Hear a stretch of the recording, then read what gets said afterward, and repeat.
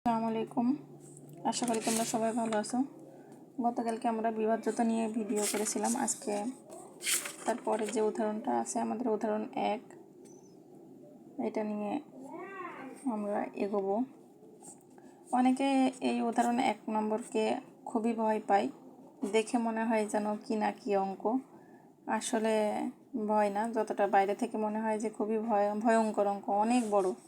দেখো 1 নম্বর উদাহরণটা অনেক বড়। এখানে 3টা দেয়া আছে, ক খ গ, অনেক বড়। মনে হয় যে খুবই কঠিন, আসলে কিন্তু কঠিন না। আমি সহজে বুঝিয়ে দেওয়ার চেষ্টা করব তোমাদেরকে। তাহলে চলো শুরু করা যাক আজকের ভিডিওটা। 1 নম্বরে অঙ্কটা যেটা বলেছে সেটা খেয়াল করে আগে আমাদের বুঝে নিতে হবে। জাওয়াদকে এক অঙ্কে 6টি সংখ্যা লিখতে বলায় সে 203 এই সংখ্যাটি লিখল।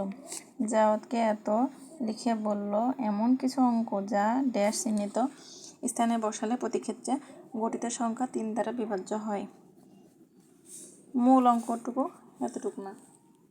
এবার ক নম্বর আমাদের 3টা সৃজনশীল অঙ্কে যেরকম 3টা অপশন দেয়, ক খ গ ঘ 4টা দেয়, সেরকম এখানেও যে একটা প্যাসেজ মতো দিয়েছে উপরে, তারপরে ক খ গ 3টা অঙ্ক দিয়েছে আমাদেরকে টেস্ট করার জন্য।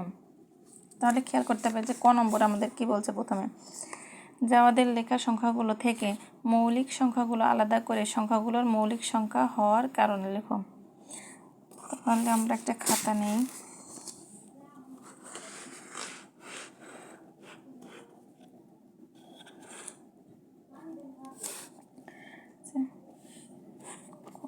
উদাহরণ 1,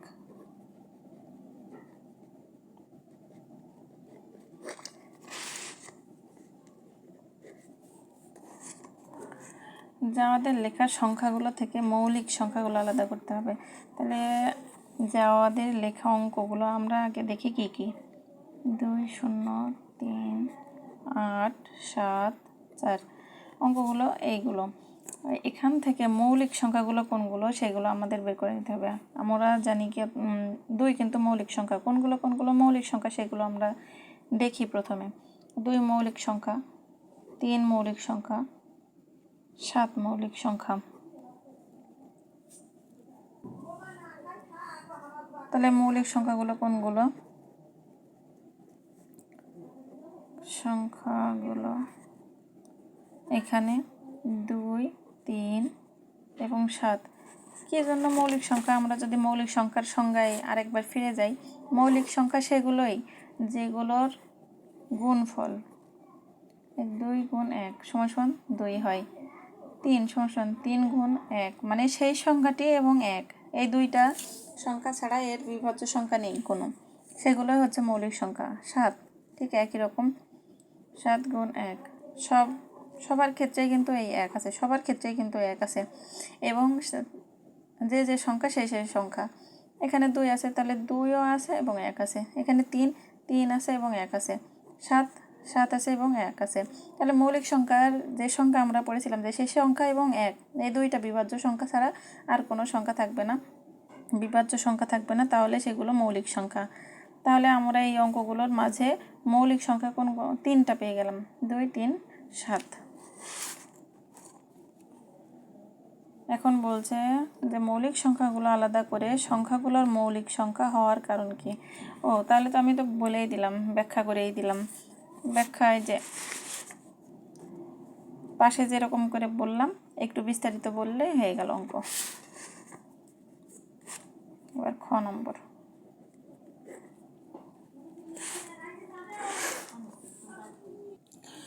খ নম্বর প্রশ্নে আমাদের কি বলেছে সেটা আগে খেয়াল করতে হবে। আমি চেষ্টা করব যত সম্ভব যে তোমাদের যাতে অঙ্কের ভীতিটা দূর হয়, সততার সাথে আমি অঙ্কগুলো করাবো। যত রকমভাবে অঙ্ক করানো যায় আমি চেষ্টা করব সব রকমের নিয়মগুলোই শেখানোর জন্য।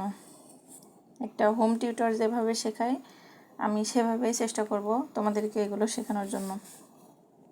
খ নম্বর, দেখাও যে জাওয়াদের লেখা অঙ্কগুলো দ্বারা গঠিত বৃহত্তম সংখ্যা এবং ক্ষুদ্রতম সংখ্যার বিয়োগফল 9 দ্বারা বিভাজ্য। তাহলে আমরা প্রশ্নের মাঝেই কিন্তু উত্তর লুকিয়ে থাকে। প্রশ্নে বলাই থাকে যে কী কী করতে হবে, সেই অনুযায়ী আমাদের ধাপে ধাপে ধাপে ধাপে সাজাতে হয়। তাহলে জাওয়াদের লেখা অঙ্কগুলো দ্বারা, অঙ্কগুলো তো আমরা এর আগেই দেখেছি যে অঙ্কগুলো এইগুলো 8, 7, 4, এই অঙ্কগুলো দ্বারা গঠিত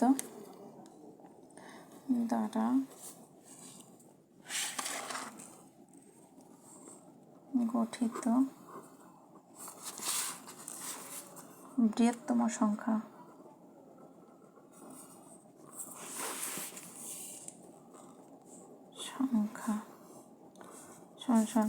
বৃহত্তম সংখ্যা লিখতে গেলে প্রথমে বড় সংখ্যাটা আগে বসাবো 8, তারপরে 7, তারপরে 4, তারপরে 3, তারপরে 2, তারপরে 0 বৃহত্তম সংখ্যা। আর যদি ক্ষুদ্রতম সংখ্যা আমরা লেখা শিখেছি এর আগেই, ক্ষুদ্রতম সংখ্যা সমান সমান ক্ষুদ্রতম সংখ্যা তাহলে কোনগুলো, সব থেকে ছোট যেটা সেটা আগে বসাবো। 0 তো একদম বামে বসে না, সেহেতু 0 পরে বসাবো। প্রথমে 2, তারপরে 0, তারপরে সিরিয়াল মেনটেন করে এক এক করে পরপর বসালেই হয়ে গেল। 3, তারপরে ছোট 4, তারপরে বড় 7, তারপরে 8। তাহলে বৃহত্তম সংখ্যা এবং ক্ষুদ্রতম সংখ্যা দুইটাই কিন্তু আমরা পেয়ে গেলাম। এখানে অঙ্কে কী বলেছে যে বৃহত্তম ও ক্ষুদ্রতম সংখ্যার বিয়োগফল। তাহলে বৃহত্তম ও ক্ষুদ্রতম সংখ্যা বিয়োগ ক্ষুদ্রতম সংখ্যা।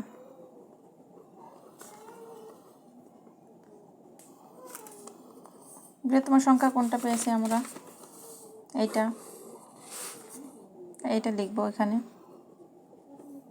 ক্ষুদ্রতম সংখ্যা কোনটা পেয়েছি, এটা ক্ষুদ্রতম সংখ্যা, তাহলে এখানে লিখব, বিয়োগ করব 8।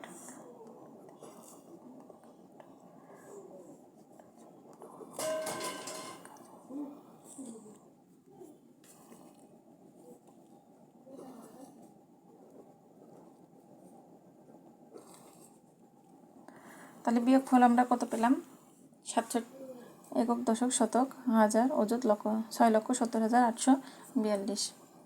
যদি কমা দিই আমরা এরকম হবে। আচ্ছা, তারপর আমরা কী বলেছে, বিয়োগফল পর্যন্ত আমরা পৌঁছেছি। তারপর বিয়োগফল 9 দ্বারা বিভাজ্য। 9 দ্বারা বিভাজ্য তার নিয়ম আমরা এর আগের ক্লাসে পড়েছিলাম। এই যে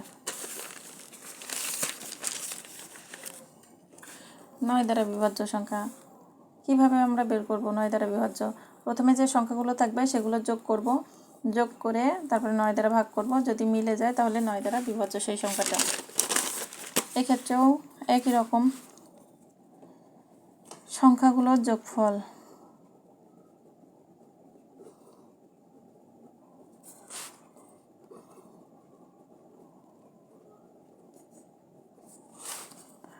ছয় যোগ 7 যোগ 0 যোগ 8 যোগ 4 যোগ 2, যোগফল বের করে নেব। যোগফল আমাদের 27 হয়। এখন 27 কি 9 দ্বারা ভাগ করা যায়? 3 নং 27। ভাগটা যদি আমরা এখানে ছোট করে দেখিয়ে দিই, 9, 27, 3 নং 27, 0, যেহেতু মিলে গিয়েছে এবং আমাদের ভাগফল এসেছে 3, সেহেতু 9 দ্বারা বিভাজ্য এই সংখ্যাটি। 9 দ্বারা বিভাজ্য। অতএব 27, যেহেতু 27 সংখ্যাটি 9 দ্বারা বিভাজ্য,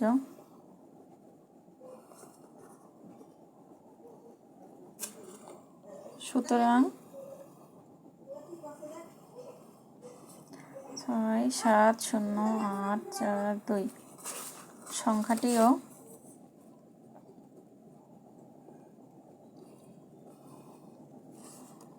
9 দ্বারা বিভাজ্য হবে।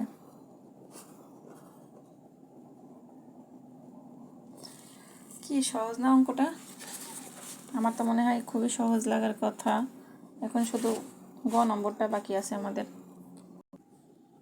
এবার গ নম্বরের পালা। গ নম্বরে আগে প্রশ্নে আমাদের দেখতে হবে যে কি বলেছে।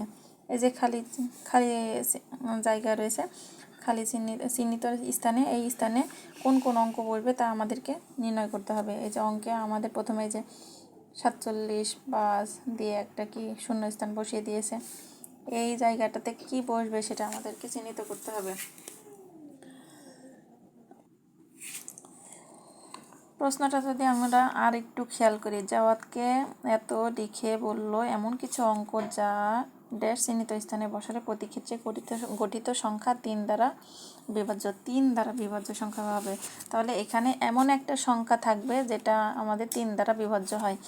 3 দ্বারা বিভাজ্য সংখ্যা আমরা এর আগে নির্ণয় করেছি কিভাবে, যে সংখ্যাগুলো যা থাকবে সবগুলো যোগ করে 3 দ্বারা ভাগ করলেই সেটা কিন্তু 3 দ্বারা বিভাজ্য হবে সংখ্যাটা। তাহলে আমরা করি, সংখ্যাটা খাতায় লিখি। গ নম্বর,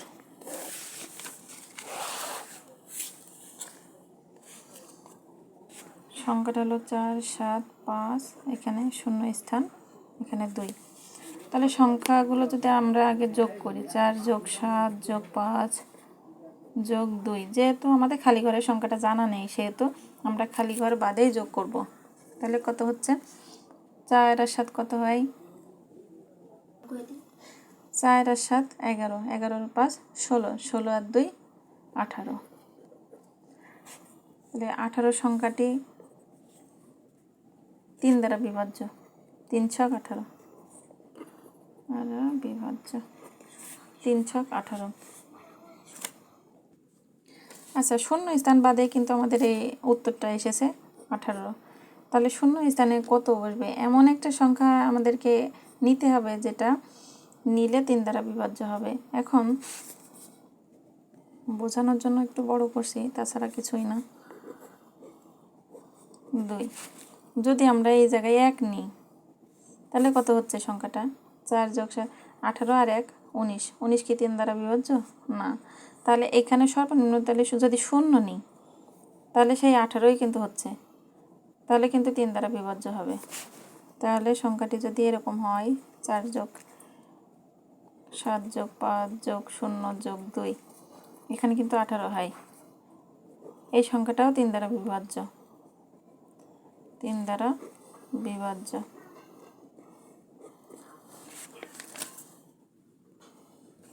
আচ্ছা, একটা তো পেলাম।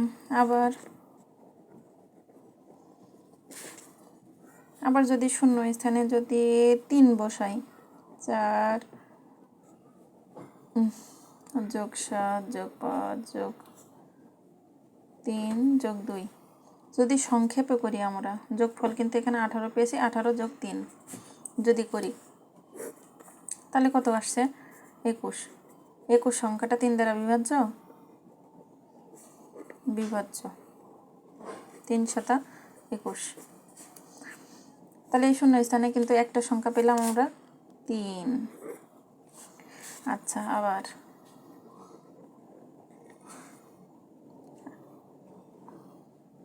আবার এই যে যোগফল আমরা কত পেয়েছিলাম, 18। এই 18-র সাথে যদি আমরা 6 যোগ করি তাহলে কত আসছে, 24। এই 24 সংখ্যাটাও কিন্তু 3 দ্বারা বিভাজ্য, 4 ছক 24, 3 দ্বারা বিভাজ্য।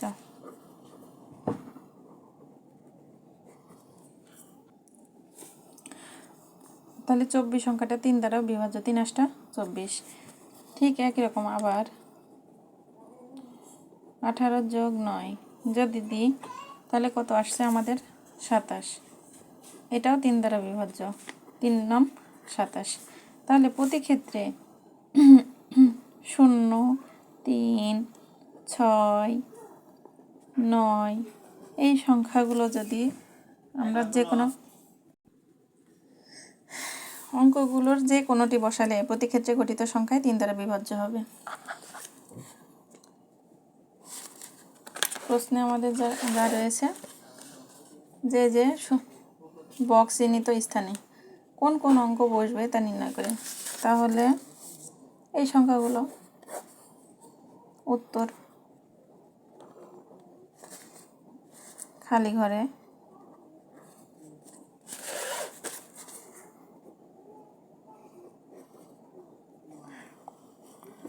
কোন কোন অঙ্ক বসবে? তাহলে 0, 3, 6, 9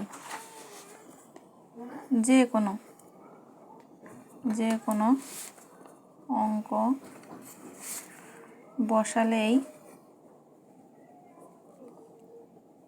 সেটা 3 দ্বারা বিভাজ্য হবে। 3 দ্বারা বিভাজ্য হবে। আশা করি বুঝতে পেরেছো সবাই। এটা অনেকেরই ভীতির কারণ, আমি সহজভাবে বোঝানোর চেষ্টা করেছি। তারপরে যদি কেউ বুঝতে না পারো আমাকে কমেন্টে বলতে পারো। আজকের ভিডিও এতটুকুই। ধন্যবাদ সবাইকে। আসসালামু আলাইকুম।